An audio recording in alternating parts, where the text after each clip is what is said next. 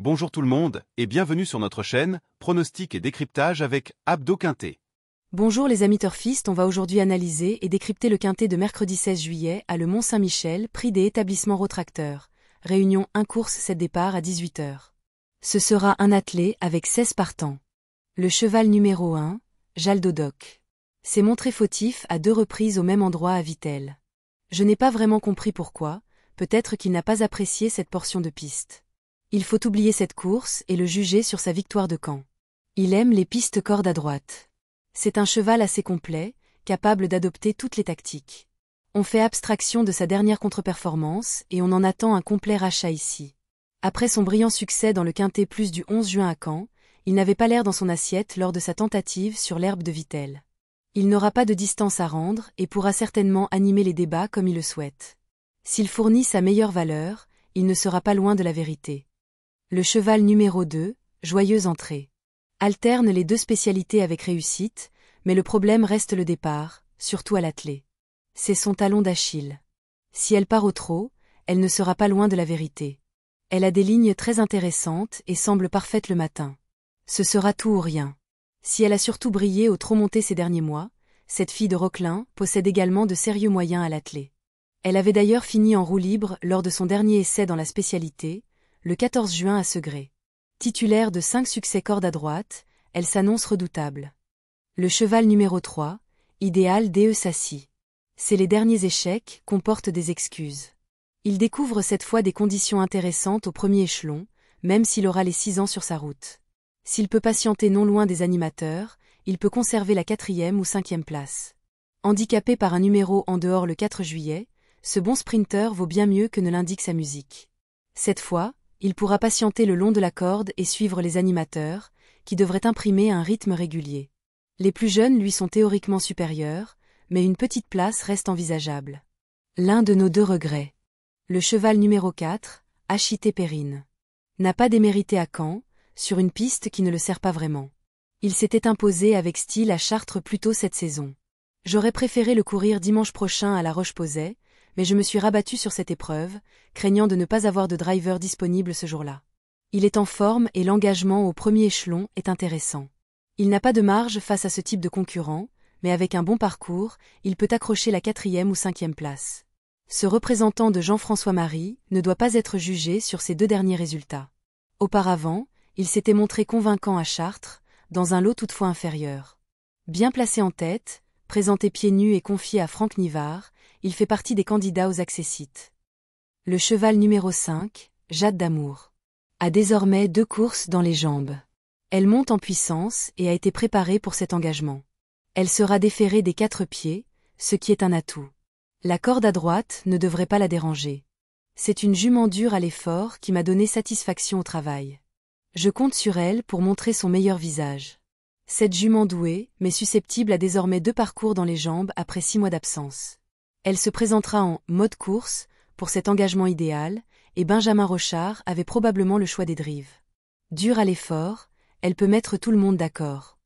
Le cheval numéro 6, Javad Anama, reste parfois délicate, notamment au moment du départ, mais évoluer corde à droite va servir ses intérêts.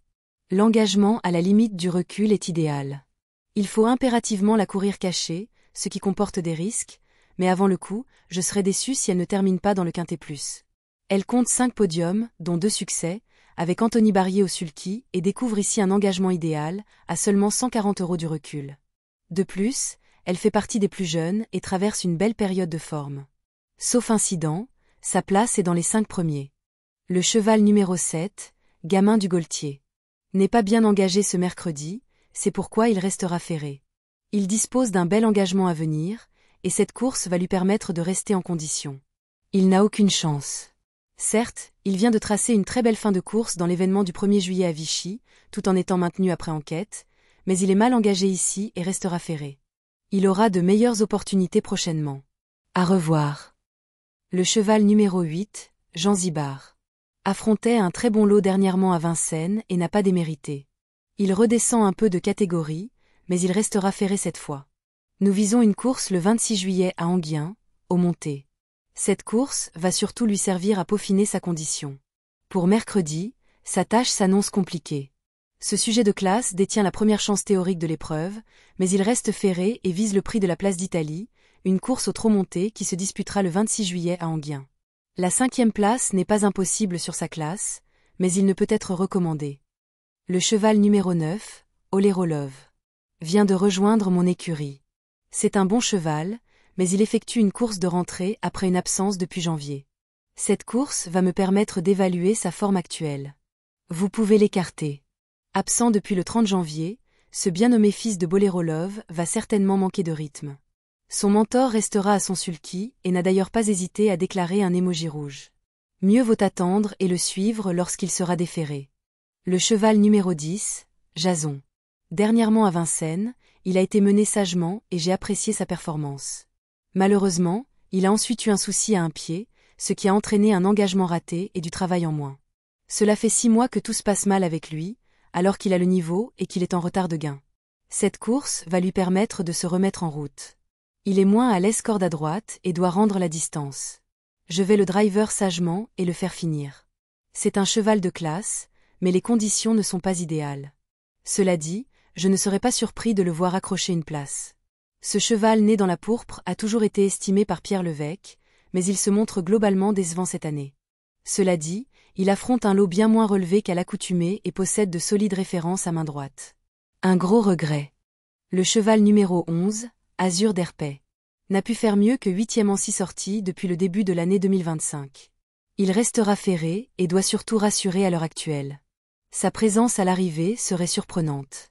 Ce protégé de Jacques Bruno a fini en retrait lors de sa rentrée et aura certainement besoin de ce parcours pour retrouver son meilleur niveau. Le lot est assez creux derrière les principaux favoris, mais il devra tout de même bénéficier de plusieurs défaillances pour accrocher la 5e place. Le cheval numéro 12, High Propulsion, a montré qu'elle manquait de conditions lors de sa rentrée. Même si elle est sur la montante, elle reste ferrée ici. J'espère qu'elle pourra suivre le rythme le plus longtemps possible. Cette course permettra d'en savoir plus sur son état de forme. Sa tâche s'annonce compliquée. Elle n'a qu'une course dans les jambes après quasiment 3 mois d'absence et poursuit sa préparation en vue de la 8e étape du Grand National du Trot à Saint-Malo, le 6 août. L'impasse est conseillée.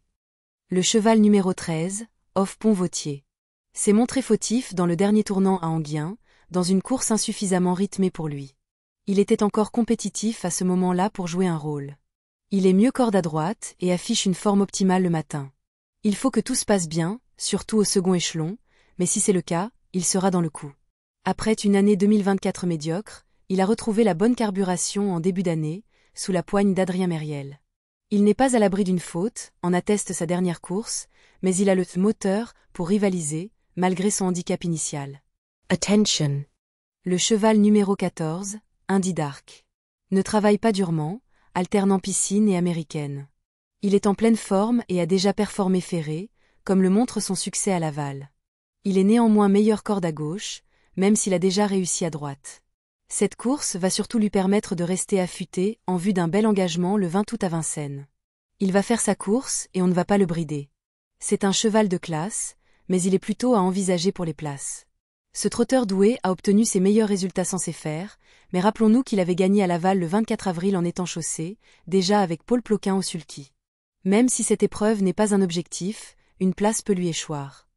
Le cheval numéro 15, Fareggio Menuet, avait besoin de courir pour sa rentrée, et cela risque encore d'être le cas ce mercredi. Il a progressé, mais ce ne sera pas suffisant pour jouer un rôle à ce niveau. Il n'a pas encore d'objectif défini. Il doit surtout rassurer. Après 220 jours d'absence, ce Hongre de 10 ans a logiquement cédé d'assez bonne heure dans la 9e étape du trophée vert à 40 ans, le 6 juillet. Il est encore loin de son meilleur niveau et aura fort à faire une nouvelle fois. On Ray. Le cheval numéro 16, Hasard d'érable, vient de s'imposer avec brio dans un quintet plus à Châteaubriand. Il enchaîne ici avec un engagement idéal au plafond des gains, mais le lot est un peu plus relevé avec les 6 ans cette fois. Rendre la distance n'est jamais simple, mais le faible nombre de chevaux au premier échelon joue en sa faveur. Il est dur à l'effort et peut employer toutes les tactiques. Une place est à sa portée. Fautif le 2 juillet à Enghien, alors qu'il était très joué, il a repris les pendules alors quelques jours plus tard en s'imposant à Châteaubriand.